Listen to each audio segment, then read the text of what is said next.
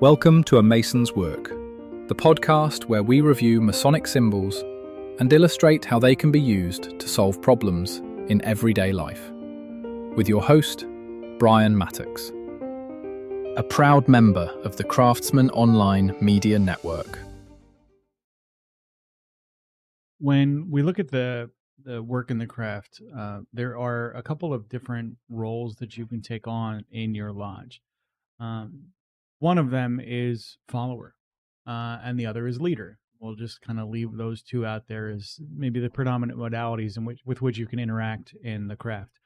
There's also solo scholar and stuff like that. But in both the leader and the follower sort of conversations, there's a lot to understand about the roles of each, and to look at them as cyclical.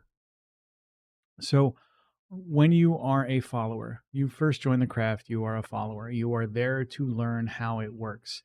And you learn that information from a mentor who is a form of a leader. You learn that from the lodge leadership itself. You learn that from other people in the organization that have the sort of social capital that allow them to lead the organization. And in that following capacity, your learning role is to observe and to participate as a full-fledged follower. That means with full engagement, right? So you're not just sort of watching from the wings, listening for cool bits of nuggets and wisdom, right? You're not here to get the Sermon on the Mount and walk home and be like, okay, great. You're, as a follower, it's much more active, right? You are there to take direction, execute that direction, and in the process of that execution, that's where the learning really is. So the leadership in the lodge says, let's go run a lemonade stand in the corner and raise money for charity. You being a good follower means leaning into that at 100%, right? It means I will, go do those things, not sitting in the wings going, well, I don't think this is going to work. I think it's a bad idea.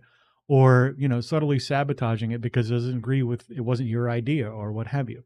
So first things first, you have to become a good follower. And then you get to try your hand at leadership. And leadership means, delegating and giving work out to folks. It means setting a vision and becoming the part of the orchestration of the future, right? You become this sort of future builder. It really, helps you learn to develop your people skills. So what are the roles and responsibilities of the individuals that are here to help you? How can you best leverage them and make them feel seen and heard in the process so that you can get better outcomes in the long term? So you take that leadership role and you grow, and that is also great. And then what you really, you've got that leadership thing down for a little while. You feel like you got it. Now you have to go back into follower role. And you kind of keep repeating this cycle. And every time you do, you learn more about both, right? So your first year as a follower after you've been a leader is really quite difficult because, the new guy is going to do things differently than you did. And you have to follow that at 100%. So look for the opportunities to do this.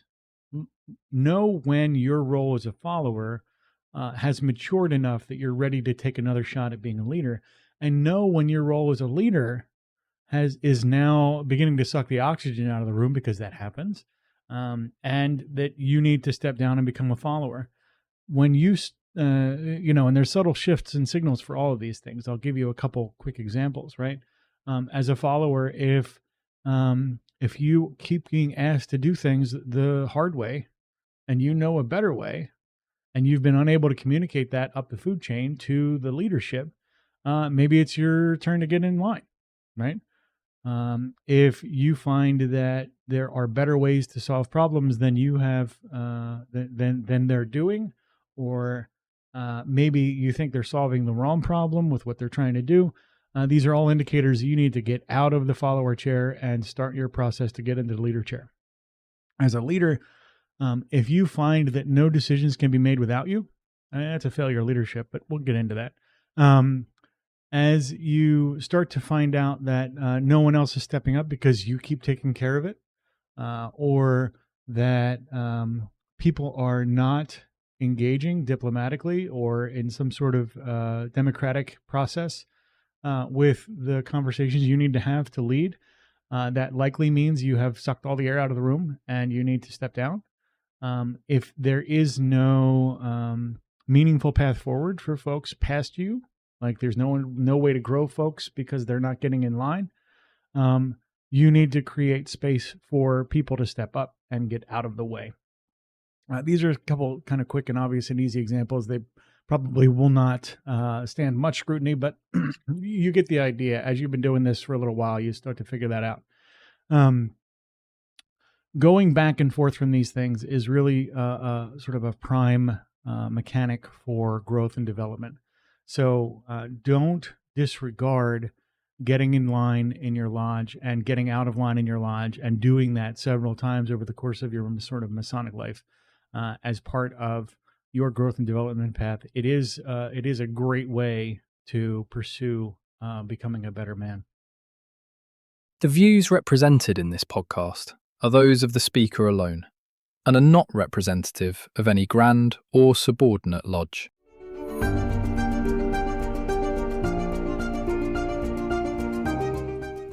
Hi, Brian here. I wanted to thank you so much for listening to this episode.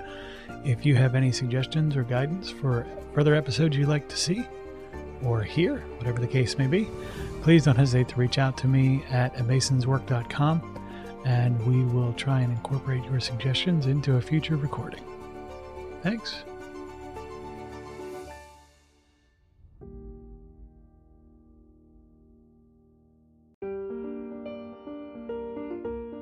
Freemasonry teaches us that the true work is within, a lifelong journey of reflection, discipline, and discovery. At A Mason's Work, we help Masons bring out their best selves through meaningful self-inquiry and symbolic practice. From personal reflection to lodge engagement, we offer tools that turn symbols into action. Visit us at amasonswork.com. The work is within. The time is now.